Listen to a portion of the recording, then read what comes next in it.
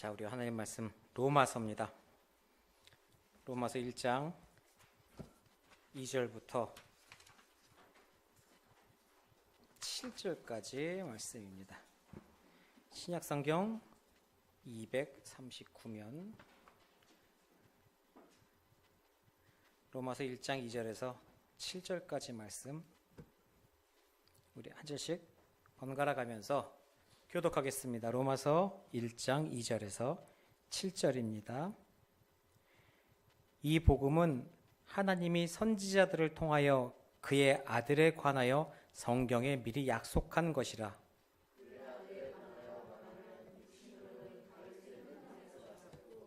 성결의 영으로는 죽은 자들 가운데서 부활하사 능력으로 하나님의 아들로 선포되셨으니 곧 우리 주 예수 그리스도시니라.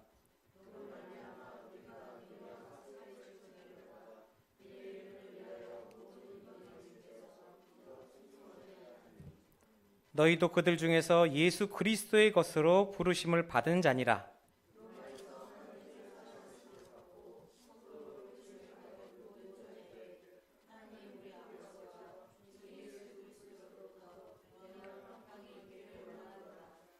아멘.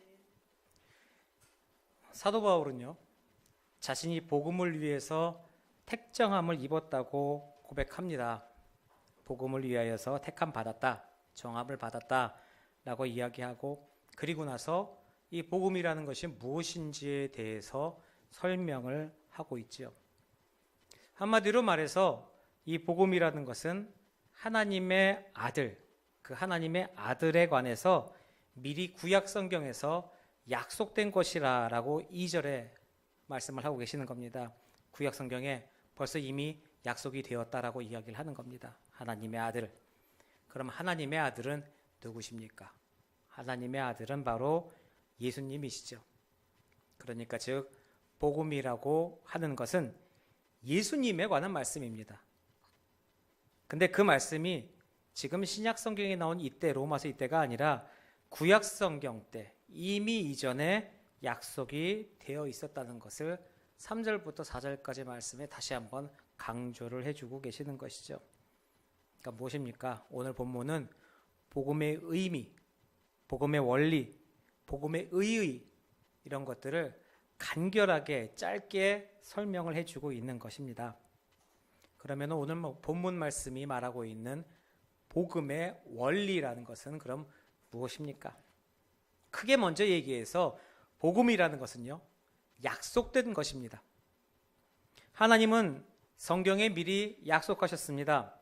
그 약속하신 복음이라는 것을 받아들이면은 우리들 인생 살아가는 삶 속에서 더 나은 미래가 펼쳐진다는 것이죠. 보이지 않는 그냥 불특정한 미래를 이야기하는 것이 아닙니다. 너 내 말 들으면 나중에 잘 살게 해줄게. 그냥 나 말 듣고 따라와봐. 그냥 무조건 잘 살게, 행복하게 라고 뭉뚱그려서 얘기해 주신 것이 아니라 하나님은 이후의 삶에 대해서 확실한 증거를 보여주십니다. 어떻게 해요? 천국이라는 것을 제시를 하시죠. 다 제껴놓고 지옥 가지 않고 천국 간다는 그런 아주 확실한 약속을 내어놓고 있습니다. 더 나은 미래, 확실한 미래죠. 하나님은요, 약속의 하나님이십니다. 약속하신 것은 절대로 파하시지 않는 분입니다. 때문에 하나님의 약속을 믿으면은 그것에 따라 여러 가지 유익이 따라옵니다. 하지만 그것보다 가장 큰, 아주 큰 유익은 바로 인생 살아가는 동안에 비전이라는 게 생긴다는 거예요.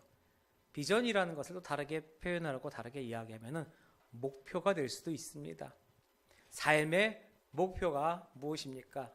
라는 질문이 가장 힘든 질문일 거예요. 안 그래도 이제 오후 설교를 준비하면서 이것저것 준비하고 있는데 각 공과 모임이 있지 않습니까? 그래서 이번 주일학교 공과 모임에 대해서 미리 한 번씩 둘러보면서 이것저것 뭐 초등학교는 십자가 구원에 대해서 이제 얘기하는 부분이고 중고등부 내용 중에 삶을 나누는 부분이 있었어요. 저도 고민을 많이 했습니다. 과연 우리 티처 김과 티처 문이 어떻게 이것을 헤쳐나갈 것이냐. 왜냐하면은 질문은 쉬운데요, 어른들한테도 힘듭니다. 뭐냐면 당신의 삶의 목적은 무엇입니까? 라고 물어보는 거죠. 아주 간단하게 표현하면 넌 뭐 때문에 사냐? 그 질문이 되는 거예요. 정말 누구 말 맞따라 넌 당신의 삶의 목적은 무엇입니까? 너의 삶의 목표는 무엇입니까? 그런 질문이 나오는 건데 주일학교 학생들에게 삶의 목표가 무엇입니까? 라고 물어보면 무엇이라고 대답을 할까라는 전 물음표가 떴었죠. 정말로 혼란스러운 친구는 그것을 모를 거예요. 자, 이게 도 아니면 뭡니다. 모르는 게 당연해요. 너무나도 힘들기 때문에. 그런데 어떤 친구들은 굉장히 우리가 알고 있는 아주 참고서적인 대답을 하죠. 웃으면서 인간의 복된 삶의 목적은 하나님을 영화롭게 하는 것입니다. 초등학교 5학년짜리 내지 중학교 1학년짜리가 만약 그런 대답을 한다고 보세요. 하루하루의 생활을요 말씀으로서 거룩하여지고 하나님께 기도하면서 의지하면서 그렇게 사는 것이 제 목표고 나중에는 하나님 나라 확장을 위해서 제가 최선을 다하는 것이 목표입니다. 그럼 그걸 보고 나서 일단 그 자식의 부모님들은 가슴에 뜨거운 것이 올라옵니다. 역시 내가 아이들을. 근데 그 모습을 보고 역시 은혜 받을 수도 있다 하는데 보편적인 아이의 표현력, 구사력을 보면 절대로 그런 구사는 나올 수가 없습니다. 물론 주님께 진짜 은혜 받는 친구면 그러겠지만. 그러니까 이건 둘 중에 하나라는 거예요. 도 아니면 뭐죠? 잘 교육돼서 그 교육된 대로 대답하면서 사는 사람. 그것이 나쁘다고 하는 게 아니에요. 내 속에 그렇게 교육이 된 사람들은 상황이 되면 그거라도 한번 생각이라도 해봅니다. 그것이 자랑스럽고 아름답고 대단하다고 하는 것이 아니라 그래도 저 친구는 어떠한 어려움이 있을 때 한 번은 생각하고 갈 수 있는 친구구나라는 생각이 드는 거죠. 근데 우리네 인생도 마찬가지죠. 초등학교 때, 중학교 때 그런 질문이 나왔을 때 아이들이 그런 대답을 하는 것을 보면서 우리가 그렇게 신앙적인 부분도 걱정하지만은 또 그런 부분에 대해서 확신도 갖고 다행함도 갖고 대단하다라고 하는 것처럼 그 신앙대로 우리는 거기서 서버린 거예요. 그럼 누군가가 조심스럽게 손을 들고 이렇게 얘기하죠. 그 친구가 믿은 1년이나 제가 나중에 믿은 1년이나 똑같은데요. 맞습니다. 신앙의 연배가 중요한 거지 나이가 커가면서 그 비유를 하겠습니까? 라고 얘기할 수도 있지만은 그거 철저하게 자기 위주의 생각 아닙니까? 초등학교 5학년, 6학년, 중학교 1학년짜리의 판단력과 생각의 폭은 지극히 작습니다. 그들을 무시하는 것이 아니라 겪어온 시간과 그들이 이렇게 지나온 인생의 삶 속에서는 그들의 이렇게 쌓아온 만큼의 이 두께가 있습니다. 얇아요. 앞으로 더 쌓아가야 할 삶입니다. 그런 친구들이 삶을 몰라서 아니면 삶을 나가는 방법에 대해서 하나님 말씀을 적용하고 그대로 살려는 생각과 어찌 인생이라는 풍파를 그것을 맞서서 싸워가면서 이겨나가고 사람들 사이에서 지나온 그런 인생을 겪은 인생의 노련한 베테랑 같은 선장분이 다행히 예수를 믿어서 예수를 알았다고 한다고 해서 그 어린이의 믿음과 지금 자신의 믿음이 어떻게 동일하다고 얘기할 수 있겠습니까? 벌써 마음속에 알고 있는 게 틀리잖아요. 약속 어음이라는 부분에 대해서요. 어찌 보면은 어린 친구들한테 약속 어음이라는 것을 설명을 합니다. 설명할 방법이 없어요. 그럼 뭐라고 얘기합니까? 여기 만약에 100만 원이 적혀 있으면은 밑에 있는 날짜까지 이걸 갖고 가면은 그 은행에 가면 여기서 100만 원을 너한테 준대. 그때 꼭 주는 것을 약속하는 게 약속 어음이야 라고 설명을 하면 이 친구는 이 날짜에 은행에 이 수표 갖고 가면 100만 원 주는구나 그러고 생각하면서 그날을 기다립니다. 그리고 그날이 되면 아무 생각 없이 당연하게 가서 돈 주세요 하고 뒤밀어요. 근데 사업하는 사람 그렇습니까? 어음을 받습니다. 한 달 뒤에 있는 어음. 근데 그러면 한 달 뒤에 가서 그것을 돈을 내고 받고 올 수 있는 충분한 약속이 돼 있는데 이 사람의 마음엔 걱정부터 가득합니다. 처음엔 안 받으려고 그래요. 약속금 준다는데도 안 받아요. 왜? 그날 안 주면 어떡하 되는 거죠. 약속이 깨질 건 먼저 생각을 해요. 거기 튼튼해요. 설마 이때까지 한 번도 그런 적이 없는데요. 그럼 얘기하죠. 세상 일 누가 알아. 내일 갑자기 뭔 일 생겨서 거기 회사가 문 닫아버리면 내 돈 날아가는 거야. 이 약속금을 어떻게 하지 어떡하지. 그래서 생긴 게 어음깡이라는 겁니다. 그게 뭐냐면은 100만 원짜리 약속 어음을 갖고 가면요. 미리 3개월짜리 어음인데 3개월도 안 됐는데 지금 갖고 가서 가요. 그럼 나 이거 현찰로 좀 바꿔주셔. 당신이 대신 이거 가서 받으면 되니까 나 매일 돈 좀 땡겨줘요. 그때 저도 리스크가 있는데요. 그러면 이거 100만 원짜리인데 너 20만 원 띄워. 나 80만 원만 줘. 그래서 그걸 띄고 나서 리스크를 또 받는 거예요. 그래서 깡이 생기고 그걸로 돌려서 회전을 합니다. 말도 안 되는 것 같죠. 10% 20%가 떨어져 나가는데 그렇게 해요. 에이, 그럴 사람이 누가 이렇게 다 합니다. 그러니 어음깡 장사가 그 금액이 크고 빵꾸날 거 큰 것 같으면 이것도 커요. 많이 떼어먹고 그러다가 한 방 터지면 망하는 게 그 사채 같은 거 하는 사람들이에요. 약속이 있고 신용이 있으면 생길 수 없는 일인데 우리 사회에서는 만연합니다. 믿지 못하죠. 불신에서 시작된 겁니다. 그런데 복음은 그것이 아닙니다. 절대로 부도나지 않는 하나님의 약속입니다. 우리가 믿고 의지하고 재림의 그날이 왔어요. 하나님께서, 예수님께서 다시 오시고 하늘에서 천사들이 나팔 부르면서 와, 구름 타고 주님께서 오셨어요. 이거는 속된 말로 요즘 말로 죽이는 거예요. 막 와서 이건 나는 가서 주님 드디어 약속의 날이 왔어요. 제가 갔어요. 야, 그때 너한테 약속 잘못한 것 같다. 네 전까지는 됐는데 네 이후는 안 된대. 야, 미안하다. 생각해 보신 적 있어요? 아무도 그 생각은 안 하잖아요. 웃긴 게요, 그 생각은 안 하는데 아예 믿질 않아요. 전 그게 희한한 거예요. 한번 여러분 가슴에 올리고 손을 생각해 봐요. 복음은 약속된 거예요. 절대로 변치 않아요. 하나님의 나라가 있어요. 그분의 뜻과 의지대로 살아야 합니다. 확실해요. 그날 만약에 근데 갔는데 내 다음부터는 혜택을 안 받는데요, 내 앞에서 잘렸대. 혹시라도 그런 일이 있으면 어떡하나? 앞에 사람들보다 내가 신앙생활 열심히 해야지. 그런 생각은 절대로 안 해요. 왜요? 하나님이 잘린다고 안 했으니까. 주신다고 사줬으니까. 십자가의 복음의 능력을 믿고 의지하는 자에게는 하나님의 면류관 허락하시고 큰 하늘로 허락하신다는 그 믿음 갖고 살아. 그건 알고 있는데 그 약속 자체를 믿지 않는 것 같은 우리들의 신앙은 왜 그럴까요? 정말로 하늘나라가 있다가 하면 내 삶이 이렇게 살겠습니까? 정말로 주님께서 나와 동행하시고 그날 나를 불러주신다면 내가 무엇을 걱정하겠습니까? 고소공포증이 뭐예요? 떨어질까 봐 겁나는 거예요. 떨어집니까? 아니, 안 떨어져도 겁나는 거예요. 차라리 그 사람은 떨어지면 마음이 편해요. 거기다 올려놓으면 죽을 것 같아요. 왜? 계속해서 떨어질 것 같으니까. 안 될 것 같으니까.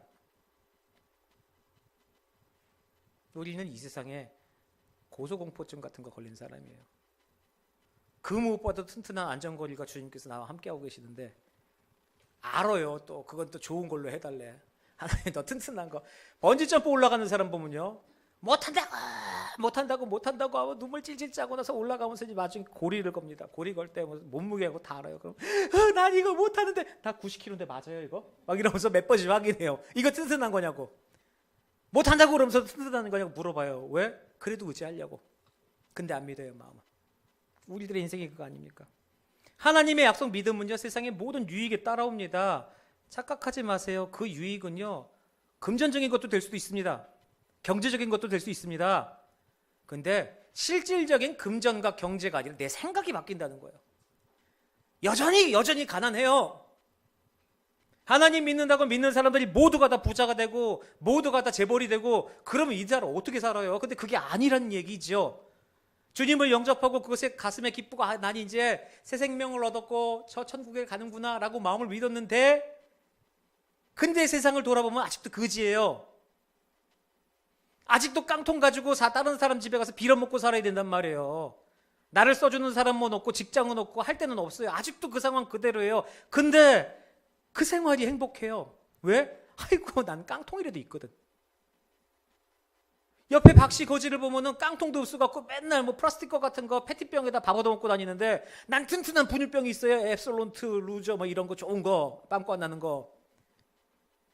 그리고 남들은 일회용 숟가락 굳어갖고 숟가락도 베스킨라빈스 한 입 먹는 숟가락 같은 거 있죠. 그 조그만 거. 그런 걸로 이렇게 먹어야 되는데 난 튼튼한 은수저 하나 있거든. 빌어먹어도 행복하거든요. 생각이 바뀌고 시선이 바뀌어요. 그러면 그럼 결국 뭐야? 예수 믿어도 변하는 건 없고 내 생각만 바뀌면 거기서 거기네. 에이, 뭐가 좋아. 생각이 바뀌고요, 사상이 바뀌고요, 목표가 생기게 되면 그 사람 거지 탈피합니다. 거지로만 사는 게 아니라 거지에서 한 걸음 올라가서 지각에 갖게 되고 지각에 하면서 남 위에서 사업하고 안 커질 것 같습니까? 주님의 은혜를 알게 되는데 내가 지금 갖고 있는 것에 대해서 행복을 알게 되는데 뚜렷한 비전이 생겼는데요. 있는 것마다 행복하고 있는 것마다 가깝고 있는 것마다 주님께 은혜가 되는 것이 있는데, 그러니 이 비전이라는 것은 우리들의 목표와 우리들의 꿈이 아니라 하나님 안에 세워진 뚜렷한 목표를 비전이라고 하는 거예요. 그것이 비전의 원뜻입니다. 성도의 비전입니다. 그래서 그 비전은 뚜렷해야 되죠. 확실해야 됩니다. 오전에 얘기한 수직적인 관계에서 먼저 확실하고 서야 되는 것입니다. 특별히 우리는 믿는 자입니다. 믿는 자들은 세상의 리더예요. 세상에서 주님의 빛과 소금 역할을 감당하고 뚜렷한 비전으로서 저들에게 확실한 영향력을 미쳐야 됩니다. 그러니까 하나님의 뜻과 섭리 안에 확실한 목표를 세우고, 요즘 얘기하는 쉽게 젊은이들이 이해할 수 있는 팔로우들, 나를 찜해서 따라오고 있는 많은 구독자들과 팔로우들에게 주님의 길은 이런 것입니다, 이렇게 이런 길과 이런 길로 살아가야 하는 것입니다라는 그런 목표의식을 제시해야 한다는 것이죠. 그게 신앙인입니다. 눈앞에 있는 작은 이익에 얽매이고 당장 내일의 배고픔에, 그런 인생 속에서 어찌 하나님의 그 큰 풍족한 사랑을 표현하고 나눌 수 있겠습니까?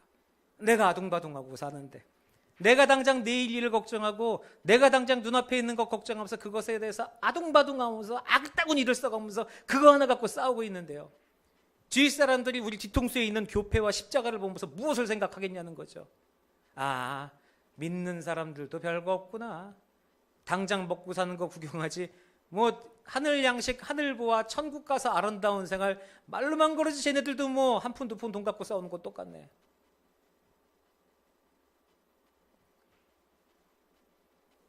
온전한 비전과 온전한 목표가 세상을 극복하고 정말로 우리의 삶을 온전하게 만드는 힘입니다. 그 비전을 구체적으로 뒷받침할 행동을 하면서 살아가야 하는 것이죠. 비전만 찬란하게 있고요, 행동 없고 공허하게 메아리만 친다면은 인생 깡통 소리 납니다. 비전을 만약에 세웠다, 나에게 뚜렷한 비전이 생겼다, 꿈과 희망, 꿈이 있어도 노력해야 됩니다. 내가 하고 싶다고 해서 그냥 되는 거 아니에요. 파티쉐가 되고 싶으면요, 제과점 빵집에 가서 청소하는 것부터 배우고 어떤 반죽하는 것, 청소하는 것, 설거지하는 것부터 시작을 합니다. 그거가 노동해서 일 잘하나 본 다음에 아이고 이놈이 끈기가 있구나, 좀 배워도 되겠다, 그래서 시키는 게 아니에요. 정말로 할 줄 아는 놈들은요, 가서 청소할 때 청소 쓸면서 어떤 재료를 쓰는지, 어떤 게 주로 많이 들어가는지, 재료 껍질을 하다가 양파를 까는 게 있으면 양파 껍질 계속 청소하다 까다 보면은 양파 좋은 거 쓰거든요. 이 가게는 잘하는 집은. 그럼 껍질 상태나 단단하게 무르기 배우는 거예요. 그거 파악하고 있는 거고, 설거지하면서 그릇에 있는 때 지우면서 아 요거는 뭐를 써, 그 생각을 해야지. 그냥 앉아서 양파 까려니까 양파만 이러고 까고 있고, 설거지하라니까 계속 문지르고 접시나 투덜투덜 대면서 핸드폰 보면서 평생 해봐야 설거지밖에 못하고 평생 해봐야 양파밖에 못 갑니다. 그런 사람들은 중간에 기술 못 배우고 떨어져 나가요. 그러니 바닥부터 해서 빵 만드는 사람도 그렇게 가요. 중국집 가서 짜장면 만드는 거요, 수타 잡으려면은 5년 10년 해야 돼요. 설거지만. 재료 다듬어야 됩니다. 현란한 칼질이요, 왜 현란한 칼질이 필요합니까? 일정한 두께로 까야 되니까요. 지금이야 기계 놓고 하면 되지만 그 당시는 없었잖아요. 그러면은 내가 뚜렷한 비전을 갖고 살아가야 한다면 세상도 그렇게 삽니다. 그럼 하나님 나라에 내가 비전이고 하나님 나라에 목표가 있으면은 어떻게 살아야 되냐 이겁니다. 바닥부터 차근차근 천천히 성숙해져 나가야 되는 것 아닙니까? 비록 내가 10년, 20년 신앙생활을 해왔어도 20년 신앙생활을 해온 그 신앙생활을 한번 돌아봤을 때 아직 내 신앙이 단단하지 못하구나. 창피하지 마세요. 속된 말로 쪽팔려 하지 마세요. 그건 쪽팔린 게 아닙니다. 그건 창피한 게 아니에요. 대단한 겁니다. 죽음의 문턱에 가서도 돌아보면서 마지막 임종의 숨에 깔딱깔딱하면서도 내가 정말 주님 앞에 조금 더 열심을 냈으면 하면서 돌아가시는 분들 얼마나 많으신 줄 아세요? 그때도 모르는 사람도 있습니다. 근데 지금 깨달았다는 거예요. 지금 알았다는 거예요. 할 수 있는 시간이 생겼다는 것이죠. 그러면 어떻게 해야 돼요? 구체적으로 하나하나 하나님 감사합니다. 비록 내가 일찍 시작하지 못해서 덜 성숙할지라도 내 얼마만큼 성숙해지면서 주님 앞에 나가겠습니다. 이게 신앙인이죠. 이게 그리스도가 우리에게 말하는 신앙의 모습이죠. 행동 없이 모습만, 실천이 없이 목적만 찬란한, 그럼 공허한 인생입니다. 비전 세웠을 때는 희생 각오해야 됩니다. 내가 갖고 있는 가장 소중한 게 뭔지 한번 생각해 보십시오. 자신 버릴 각오 없으면 비전이 이루어지지 않습니다. 왜냐하면 결정적인 순간에 모든 판단은 모든 판단은 내 생각. 그니 비전을 위해서 희생할 줄 아는 것도 큰 복이라는 것이죠. 뚜렷한 비전을 가지면요, 지금의 부족한 부분, 지금의 어려운 환경, 어려운 처지들은 오히려 내일의 성숙함이 됩니다. 내일의 복이 되죠. 그것을 향해서 나갈 수 있는 디딤돌로 우리 앞에 펼쳐진다는 것입니다. 행복한 것, 불행한 것은 환경에 달린 것이 아닙니다. 거룩하신 하나님의 뜻 안에서 어떻게 나를 보느냐, 그 안에서 어떻게 나를 보느냐에 달린 것이에요. 하나님의 시각이 내게 있으면, 그 바라보는 시선이 내게 있으면은 하나님의 뜻 안에서 나를 어떻게 보느냐에 그것에 초점이 맞춰져야 하는 것이죠. 그렇게 되면 약점은요, 진짜 약점이 아닙니다. 장애물은 진짜 장애물이 아니에요. 내가 이겨낼 수 있는 포인트가 되는 거죠. 지난주부터 제가 스트리밍 시작해갖고 영상 올린다고 말씀드렸지 않습니까? 설교 영상을 편집을 했어요. 소리가 나오기 시작했습니다. 수요예배 설교가 올라가고, 오늘 조금 전까지 오늘 주일 오전 예배를 편집을 해서 살짝 올리려고 작업을 하고 있는데, 평소에 제가 모르던 걸 발견했습니다. 제가 심하게 눈을 깜빡이더라고요. 몰랐습니다. 살짝 좀 하는 줄 알았는데 그게 아닙니다. 동영상을 보니까 중간중간 좀 과장해서 했지만은 전 몰랐어요. 근데 나를 바라보는 시선, 외부에서의 시선을 통해서 그냥 단지 카메라를 통해서 저를 봤는데도 평소에 모르던 약점이 보여요. 요거는 좀 보기 흉하구나, 좀 고쳐야겠다. 근데 그게 창피함으로 다가오는 게 아니라 다행이다 느끼는 거죠. 왜요? 아직 저 화면을 보는 사람 몇 명 없으니까. 아직 볼 사람은 뻔하니까. 그리고 그 다음에는 우리 성도들 보면서 얼마나 답답했을까. 그 딸은 우리 딸 이거 보고 배우면 어떡하나. 여러 가지 생각이 나고 있어요. 하나님의 모습으로 나를 본다고 생각해 보세요. 내가 평소에 몰랐던 모습도 하나님의 시선으로 보면 고치게 되는 거예요. 단점인 것 같지만 다행이다. 보이는구나. 고칠 수 있구나. 장애물이 아니라 디딤돌이 돼가는 것입니다. 뚜렷한 비전을 가진 사람은요, 바다를 향해 흘러가는 강물과 같다고 얘기를 합니다. 왜요? 가다가 흘러가다 오른쪽 길 막히면 왼쪽으로 가면 됩니다. 그 왼쪽 길이 막히면 오른쪽으로 가면 됩니다. 양쪽 다 막히면요, 조금 기다렸다가 차오르면 넘어가면 됩니다. 스스로 포기하지만 않으면요, 어떠한 장애물도 하나님의 거룩한 비전을 막을 수가 없습니다. 이제까지 삶을 한번 돌아보십시오. 내 삶에 누가 가장 골치 아픈 존재였습니까? 가만히 생각해 보세요. 수많은 사람의 얼굴이 지나가고 이것저것인데 맨 마지막에 떠오르는 가장 확실한 얼굴이 있습니다. 누굽니까? 나입니다. 내가 나를 가장 가로막는 제일 골치 아픈 존재였죠. 이 골치 아픈 나까지도 포기하지 마시고 극복하는, 믿음으로 극복하는 그런 역사가 일어난다는 것이죠. 마틴 루터 킹이라는 그 유명한 목사님 계십니다. 이 목사님은 흑인입니다. 그리고 가진 것도 별로 없습니다. 근데 그에게는 아주 놀라운 것이 있습니다. 그게 뭐냐? 바로 꿈과 비전이라는 것이죠. 유명한 말이 있습니다. 내게는 꿈이 있습니다. 결국 그 목사님에게는 20세기의 가장 위대한 흑인 중에 하나가 될 수가 있었죠. 복음의 약속을 붙잡고 믿음으로 나아가면은 이처럼 찬란한 비전이 현실이 된다는 것입니다. 자, 그럼 하나님의 약속 어떻게 주어지나요? 무엇을 내어야 될까요? 그 약속을 위하여서는 우리가 무엇을 어찌해야 될까요? 근데 그 약속은 하나님의, 주님의 그 은혜로만 이루어집니다. 오늘 본문 5절에요. 전반부에 보면요, 그로 말미암아 우리가 은혜와 사도의 직분을 받았다라고 말씀합니다. 거기서 은혜는 아무 공로 없이 받는 겁니다. 아무 대가 없이 받는 것을 이야기해요. 어떤 것도 필요 없습니다. 그냥 말도 필요 없어요. 자, 이거 받고 튼튼하고 씩씩하게 자라거라 라는 그 말조차 없습니다. 그냥 내어놓으면서 그 사랑의 눈빛 있잖아요. 그거 내가 다 알아. 자, 받아라. 그게 은혜입니다. 은혜의 중요성을 기억나게 해주죠. 하나님의 일하는 사람에게 가장 필요한 것, 은사나 능력보다 더 중요한 것이 바로 은혜입니다. 은혜로 살아가야 합니다. 병 고치는 은사, 뻘떡뻘떡 일어나는 은사, 뭐 어떤 그런 은사 아닙니다. 집 고치는 능력, 뛰어난 아닙니다. 뛰어난 찬양, 뛰어난 악기 아니에요. 그거는 주님의 은혜가 있어야 하는 것이죠. 예수님께서는 누가복음 10장 20절에요. 이렇게 말씀하십니다. 귀신들이 너희에게 항복하는 것으로 기뻐하지 말고 너희 이름이 하늘에 기록된 것으로 기뻐하라 라고 말씀합니다.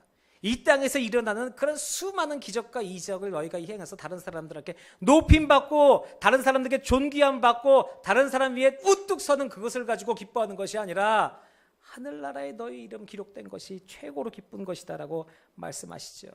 뭡니까? 능력 있는 것 기뻐하지 말라. 은혜 주어진 것을 기뻐하라 라는 말씀입니다. 사탄을 항복하게 하는 능력 대단하지 않습니까? 귀신을 한 번에 소멸해서 놀라 도망가게 하는 것 정말로 주님의 큰 은혜입니다. 은사입니다. 하지만 그런 능력 가진 것보다 하나님이 그냥 값없이 난 아무것도 할 줄 모르는데 할 줄 모르는 나를 구원해 주셨다는 거예요. 할 줄 모르는 날 데려다가 어디다 쓰신대요. 나는 영어도 못하고 수학도 못하고 말도 못하고 장사도 못하고 띄엄띄엄 말도 더듬고 아무것도 못하는데 하나님이 들어다가 은혜를 주신다는 그 귀중한 은혜 안에 사시는 거예요. 학부 동기, 지금은 아직 목사 안수를 못 보셨는데 목사님 중에 청소년 사역을 하는 전도사님이 계십니다. 저 남쪽에서 부흥세대라는 그런 아주 참 은혜로운 캠프를 하고 계시는 전도사님이 계신데 이 전도사님이 아프셨습니다. 병이 걸리셨어요. 그래서 혀가 많이 두껍습니다. 발음이 무뎌요. 그리고 목소리가 좀 이상합니다.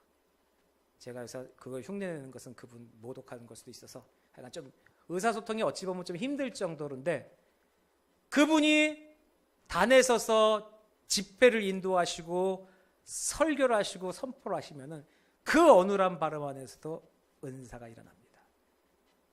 못 알아듣는 것 같은 그 이야기가 마음속에 팍팍 들어옵니다. 아무도 상상하지 못한 사람을 들어다가 하나님의 큰 복음의 일꾼으로 쓰셨죠. 그런 얘기 많이 들었습니다. 말도 듣는 목사님 얘기 들으셨잖아요. 뭔 소리인지 모르겠는데 그분이 설교만 하면 성도들이 집중을 한대요. 뭔지 잘 못 알아들으니까. 근데 그게 아니고 거기서 능력이 있다고 해서 그럴 수도 있겠다 그랬는데 내 옆에 진짜 그런 일이 일어나고 그런 분이 있는 걸 보니까 이건 하나님께서 들어 쓰시는 것이 이런 것이구나 라는 걸 확실하게 알 수가 있습니다. 은사, 능력 아니요, 은혜입니다. 귀신들의 능력 아니요, 내가 하늘나라에 이름 있고 주님께서 나한테 일 맡기셨다는 것, 바로 모든 것의 기초가 되는 것이 이러한 은혜입니다. 일반적으로 은혜라고 또 얘기하면 뭡니까? 큰 신세 받으면 그렇잖아요. 참 은혜 받았습니다. 제가 정말 어려웠는데 정말 감사합니다. 보통 이렇게 얘기합니다. 그래서 은혜를 입으면은 은혜 갚는다고 얘기하는 게 당연합니다. 그래서 은혜를 입었는데 모른 척하면은 배은망덕한다고 그렇게 얘기하잖아요. 일반적으로 은혜의 의미는 기브 앤 테이크입니다. 주면은 받아야 돼요. 그렇잖아요. 은혜를 입어서 내가 널 도왔는데 나중에 보니까 저놈 내가 도와줬는데 돌아도 안 보고 못 도와네. 이런 배은망덕. 이게 돼버리는 거예요. 근데 자, 그게 그럼 과연 은혜입니까? 보세요. 기독교의 은혜는요, 하나님의 크신 사랑을 인해서 주권적으로 일방적으로 값없이 주어지는 선물이 은혜입니다. 다시 그것에 대해서 없어도 됩니다. 그 은혜 갚으려고 노력 안 해도 됩니다. 그거 받으려고 하신 분이 아니기 때문이죠. 자, 어느 게 은혜입니까? 제가 생각하기로는 세상에서 말하는 은혜는 적선에 가깝습니다. 내가 너 어려울 때 도와줬으니까, 주면서도 정말 어려우니까 얼른 회복하세요라는 뜻이 아닙니다. 내가 너 줬으니까 나중에 나보면 인사라도 한 번 해, 그런 뜻이잖아요. 그러니까 그거 보고 욕하잖아요. 배은망덕하다고. 하나님의 은혜와 세상의 은혜를 동일하게 생각하지 마십시오. 하나님의 은혜는 그 은혜로 구원을 받습니다. 근데 그 은혜가 구원으로만 끝나지 않는다는 거예요. 구원 외에도, 구원의 은혜 외에도 삶에서 주어지는 그 수많은 하나님의 은혜가 있습니다. 하나님의 은혜 없으면 우리 삶 한시도 유지하지 못합니다. 이 땅의 모든 만물도 주님께서 은혜로 주신 것입니다. 공기, 물 다 하나님의 은혜입니다. 자연 만물 다 하나님의 법칙, 하나님의 은혜로 유지되고 이루어지고 있는 것이죠. 사람들이 발견한 거요. 수많은 물리학적인 법칙이나 화학 법칙, 발명이라고 얘기하는 것도요. 기존에 어떤 것을 가지고 만드는 거예요. 새로운 것을. 아무것도 없는 제로 상태에서 뭔가를 끄집어내는 것은 없습니다. 하나님이 만드신 무엇인가 기초적인 것을 가지고 사람들이 그것 가지고 어떻게 하는 거예요. 그 모든 것들도 하나님의 은혜가 있으니 가능하다는 거예요. 그러니 그 하나님의 은혜가 없으면은 이 땅에는 단 1분 1초도 제정신으로 돌아가지 않고 혼돈의 세계로 빠진다는 거죠. 하나님이 공기 주셨습니다. 내 돈 내고 밥 사 먹었지만 결국 이 밥 여기서 먹을 수 있게 돈 쪼가리 있으면 뭐합니까? 쌀이 없는데 쌀이라는 게 나오지 않으면 그 돈 씹어 먹고 살래요. 그러니 밥 먹을 때도 이 밥을 내가 먹고 이렇게 할 것을 감사하는 기도를 그래서 하는 거예요. 하나님 앞에 은혜로 감사드립니다. 양식을 감사하세요. 건강 주심을 감사하세요. 남으로부터 실망스러운 일을 당하더라도 상처 크게 당하지 마세요. 돌아보세요. 내가 남한테 상처 준 적이 없는지. 내가 기억나는 상처가 몇 개가 있으면요, 기억나지 않은 남한테 상처 준 것은 그것의 100배, 1000배는 있을 거예요. 지나가다 아무도 없는 줄 알고 나 혼자 읊조리고 얘기한 건, 주위에서 누가 듣고 상처받는 건 있으면 어떡하실래요? 화장실에서 나는 아무도 없는 줄 알고, 역할에 아무도 없는 줄 알고 누구랑 얘기하고 있는데 그 안에서 누가 들었으면요, 나는 인지하지 못한 행동인데 누군가에게 큰 상처가 되는 것 수도 없이 많을 거예요. 아마 하나님의 은혜가 있어야 합니다. 내가 남에게 실망을 주지 않는다면은 그것도 하나님이 나를 붙들어 주시는 은혜 때문에 그런 일이 생긴다는 거예요. 내 의지로는 감당이 안 됩니다. 자, 물질이 없어지는 것들, 성공이 더디되는 것들, 그런 일 때문에 너무 실망하지 마세요. 하나님이 은혜로 항상 나에게 주시는 것, 그리고 나에게 찬란한 비전을 허락해 주신 것, 그것만 해도 우리가 감사해야 될 일입니다. 이제까지 우리가 살아왔던 것들, 그 일생을 바라보세요. 곳곳에 펼쳐진 하나님의 은혜에 감사한다면은 앞으로도 은혜로운 삶은 더 많아질 것입니다. 그 은혜는 믿음으로 주어지는 거예요. 오늘 6절에 예수 그리스도의 것이 된다, 그런 말씀이 있습니다. 그건 하나님의 자녀가 된다는 그런 말이죠. 어떻게 하나님의 자녀가 됩니까? 예수 믿고 순종할 때 이루어지는 거예요. 5절 하반부에 믿어서 순종하게 한다는 믿음, 그 말씀의 믿음은 순종하는 것임을 잘 보여줍니다. 믿음과 순종은 별개가 아니에요. 동일한 것입니다. 예수 믿고 하나님 뜻에 순종할 때 그때 놀라운 은혜가 펼쳐지는 것이죠. 영어에서 코드라는 단어 있습니다. CODE, 코드. 이거는요, 함께 내어놓는다라는 뜻입니다. 근데 이거 코에서도 이 코는 함께라는 뜻이고, 이 뒤에 내는 내어놓는다라는 뜻이에요. 이렇게 합쳐 통용돼서 결국 뭐냐? 함께 내어놓는 것, 서로 통용되는 그런 표식을 내어놓고 함께 보여주고 함께 하는 거예요. 그게 코드입니다. 코드 써놓은 게 기호 코드가 그것을 분류해서, 우리가 분류해서 나누기 위해서가 아니라 그 안에 왜 분류했어요? 나 혼자는 그렇게 분류할 필요 없어요. 난 알잖아. 보면은 여러 사람이 보고 함께 쓰라고 코드를 적어 놓으라는 거예요. 김씨 씨, 박씨, 저 나라의 사람들도 보고 함께 나눠 쓰라고요. 그 표식, 내와 너와 함께 하리라 하고 무수히 말씀해 주신 그 주님의 말씀, 그 주님의 말씀도 살려면은 우리도 그 함께하는 코드, 그거 같이 우리한테 새겨야 되는 거예요. 나만 쓰는 게 아니라 함께 믿는 사람들이 함께 주님의 말씀 안에서 함께 서로 행하면서, 거기다 주님께서 말씀 하나 올리시죠. 뭐라고요? 내가 너와 함께 하리라. 나도 좋잖아요. 함께하는 교회. 절대로 교회 이름 가지고 설교 보면 문제인 거 아니에요. 로마서 지금 차례대로 나가니까 함께 하시겠대요. 우리도 함께 하잖아요. 그 약속의 수혜자가 됩니다. 그럼 뭐 해야 돼요? 하나님과 소통해야 됩니다. 대단하죠? 오전 설교까지 여기 끌고 오고 교회 이름과 설교까지 끌고 오는 그런 놀라운 능력을 보세요. 제게 그런 능력 없습니다. 하나님이 우리에게 말씀하시는 거예요. 하나님이 우리에게 들으라 하시는 거예요. 말씀에 순종해라. 순종이라는 믿음의 코드를 갖고 살아라. 사도 바울 로마서 쓰면서요, 처음부터 믿음, 말씀, 은혜 중요성 강조했습니다. 그런 문안 인사를 했어요.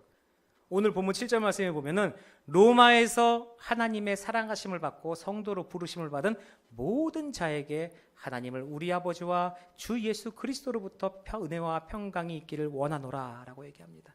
이게 뭐 얘기예요? 앞에 모든 게 무슨 얘기입니까? 믿는 성도들에게 하나님의 은혜와 평강이 있기를 원한다라는 말씀이에요. 조금 더 구체적으로요, 예수님을 믿으면 은혜와 평강이 주어진다, 그 얘기 이렇게 길게 얘기한 겁니다. 힘든 상황에도 절대로 절망하지 않습니다. 그리고 예수 안에서 평강의 마음을 누려야 하는 것이죠. 예수 믿으면 하나님의 자녀 됩니다. 하나님의 자녀 되면 약속과 은혜가 주어집니다. 그런 존재가 됩니다. 그러면서 그의 앞날은 지금보다 훨씬 복된 나날이 되어질 거라는 것입니다. 로또 맞고 하는 것마다 잘 되고 파는 물건마다 대박 맞고 그 잘 되는 게 아니에요. 최고의 잘 됨은 있습니다. 저 천국 하늘나라에 가는 바로 그 달 최고의 잘 되고, 거기까지 가는 길도 우리와 함께 동행하시는 하나님 아버지가 순탄하게 걸어가도록 인도해 주신다는 거예요. 고린도전서 6장 19절에서 20절까지예요. 거기는 오늘 본문 6절 말씀과 유사한 이야기가 나옵니다. 뭐라고 나오느냐면요, 너희 몸은 너희가 하나님께로부터 받은 바 너희 가운데 계신 성령의 전인 줄을 알지 못하느냐. 너희는 너희 자신의 것이 아니라 값으로 산 것이 되었으니 그런즉 너희 몸으로 하나님께 영광을 돌리리라, 뭐 이렇게 나옵니다. 너희는 너희 게 아니래요. 하나님이 예수 그리스도의 피값으로 사시는 하나님의 것이래요. 자신의 힘만 가지고, 자신의 능력만 가지고 인정받으려면 언젠간 절망합니다. 하지만 하나님의 은혜로 복음을 영접하고 주님께 걸어가는 그런 성도들은 이미 가장 가치 있는 존재가 되었다는 것이죠. 하나님은 나 만드셨습니다. 만세 전부터 나를 구원하시기로 작정하셨습니다. 내 죄를 대신해 예수님을 십자가에 못 박으셨죠. 그만큼 난 귀하고 가치 있는 존재입니다. 어떤 물건은요, 살 때 1,000원을 지불하고 사는 물건은 1,000원짜리 물건입니다.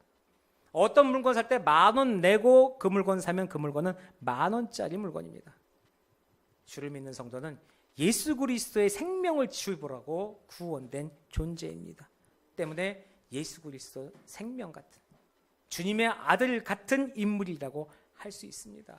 그처럼 가치 있는 존재로서 자기 삶을 추구하면서 살아야 하지요. 인생의 가장 중요한 문제는요, 얼마를 가졌느냐, 어떠한 위치에 있느냐, 얼마를 아느냐의 문제가 아닙니다. 하나님으로부터 거룩함을 받게 쓰임받기에 합당한 존재로 준비되어 있느냐, 그것이 문제인 거죠. 인생 하나님 쓰실 때만 가치가 있습니다. 인생 하나님 쓰실 때만 행복하게 됩니다. 그러니 하나님의 계획이 나를 통해서 성취될 수 있다. 나는 하나님이 약속하신 복의 대상이다. 나를 통하여 세계 선교가 이루어지고 나를 통하여 하나님의 비전이 멋지게 이루어질 수 있다라는 그런 확신 가지고 하나님 앞에 쓰임받는 그런 삶을 살고 더더욱 기도하고 기대하면서 앞으로 나아가야 합니다. 그처럼 내가 하나님을 향한 뜻을 생각하고 복음과 약속의 은혜를 앞세워서 멋진 인생을 만들어야 한다는 것이죠. 그렇게 사시는 인생이 되시기를 주님의 이름으로 축원합니다. 기도하겠습니다. 하나님, 주의 말씀 외에는 다른 것에는 눈 돌리지 않겠습니다. 하나님 말씀을 가지고 복음을 가지고 주님 앞에 순종의 마음으로 살아가겠습니다. 아버지 하나님 앞에 결단을 이루며 진정 저희들의 발걸음이 닿는 곳마다 두루두루 하나님의 나라의 확장을 위하여서 기도하며 힘쓰는 성도 되게 하여 주시옵소서. 예수 그리스도의 이름으로 기도하옵나이다. 아멘.